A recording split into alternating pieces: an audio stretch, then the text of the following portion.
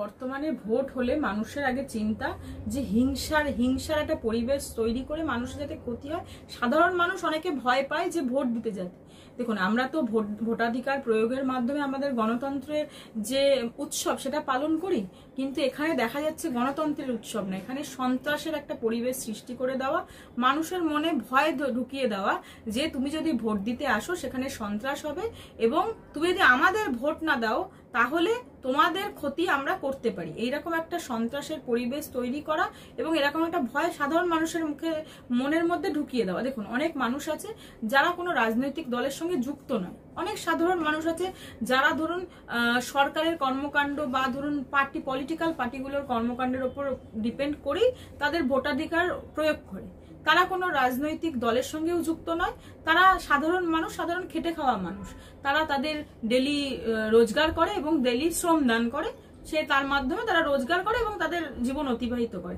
এই রকম মানুষগুলো যাতে ভোট না দিতে পারে, এরকম মানুষগুলো যাতে ভোট কেন্দ্রে পৌঁছে দিতে না পারে, তাই জন্য এই সন্ত্রাসের পরিবেশ তৈরি করা এবং যারা বিরোধী আছে তাদেরকে ভোটাধিকার না দেওয়া, তাদেরকে ভোট কেন্দ্রে না যেতে দেওয়া এবং ধরুন যারা সরকারের পক্ষের লোক তাদেরকেই শুধুমাত্র ভোট দান করতে দেওয়া এবং বাকি যে ভোটগুলো থাকবে সেগুলো বিভিন্ন পদ্ধতির মাধ্যমে রিগিং করা বা ধরুন বিভিন্নভাবে যাতে সেই ভোটগুলো একটি পার্টিকুলার পলিটিক্যাল দলের পক্ষেই যায় সেটা নিশ্চিত করার জন্যই এই সন্ত্রাস।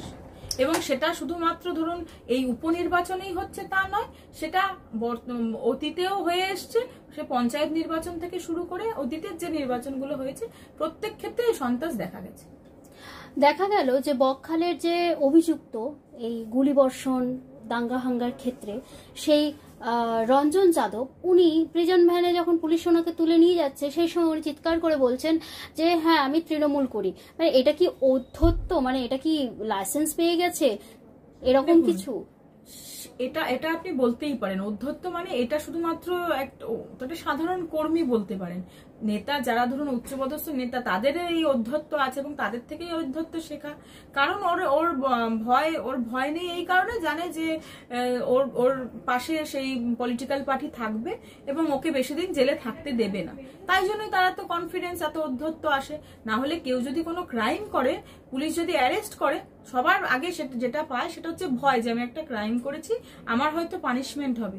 তার যে কর্মকাণ্ড, তার মুখে কোনো পানিশমেন্টের এই ভয়ের যে লেশ সেটা তার মুখের কোনোভাবেই সেটা স্পষ্ট হয়নি বা দেখা যায়নি। সে জানে যে আমি আছি, আমি আবার বেরিয়ে আসবো, আমার কোনো অসুবিধাই হবে না, কারণ আমার ওপর আমার সব দাদাদের, আমার সব পলিটিক্যাল নেতাদের হাত আছে। দেখা যাচ্ছে যে বিভিন্ন দুর্নীতি, এই যে তৃণমূল সরকারের যতদিন এ যাবৎ দেখা গেছে কয়লা দুর্নীতি, গরু চোর, সমস্ত কিছু দুর্নীতি, এবারে ট্যাবেরও দুর্নীতি দেখতে পেলাম আমরা। হ্যাঁ, রাজ্যের প্রতিটি ক্ষেত্রে, সে আপনি ধরুন শিক্ষা, স্বাস্থ্য, প্রতিটি ক্ষেত্রেই আমাদের এই দুর্নীতি দেখতে পাচ্ছি আমরা। এবং দুর্নীতির সঙ্গে দেখবেন কোন সরকারের লোকই যুক্ত, কোন আমাদের সরকারের তৃণমূলের ব্লক সভাপতির ছেলের নাম উঠেছে, যে কোনো যে পলিটিক্যাল যে যারা কিনা এখন শাসন ক্ষমতায় আছে যে পলিটিক্যাল পার্টি, তার দলেরই, তার ঘনিষ্ঠ কোনো, সেটা ধরুন আপনি শিক্ষা দুর্নীতি থেকে শুরু করে স্বাস্থ্য দুর্নীতি, প্রত্যেকটা দুর্নীতিতে দেখবেন তাদেরই হাত পাওয়া গেছে এবং তারাই আলটিমেট বেনিফিশিয়ারি, তারাই টাকা তছরূপ করে নিজেদের উন্নয়ন করতে ব্যস্ত। দেখবেন সাধারণ একজন ধরুন যারা আগে একটা কাউন্সিলর, নর্মাল একটা আমি উদাহরণ দিচ্ছি, যারা ধরুন একটা কাউন্সিলর, তাদের আপনি সম্পত্তির বৃদ্ধির পরিমাণ দেখলে অবাক হয়ে যাবেন। তাদের হয়তো তারা বেড়ার বাড়িতে থাকতো, এই যে তারা এই পার্টির সঙ্গে যুক্ত হয়ে তারা একটা কাউন্সিলর হয়ে তারা বিশাল বড় বড় বাড়ি হাঁকিয়ে বসেছে। কোথায় পেয়েছে এত টাকা? একটা কাউন্সিলরের কত ইনকাম, যদি সে সঠিকভাবে ইনকাম করে এবং ধরুন তার কত ইনকাম হতে পারে, সেই জন্যই বললাম যে সরকারি এই সাধারণ মানুষের টাকাগুলো তছরূপ করে তারা নিজেদের উন্নয়ন করতে ব্যস্ত।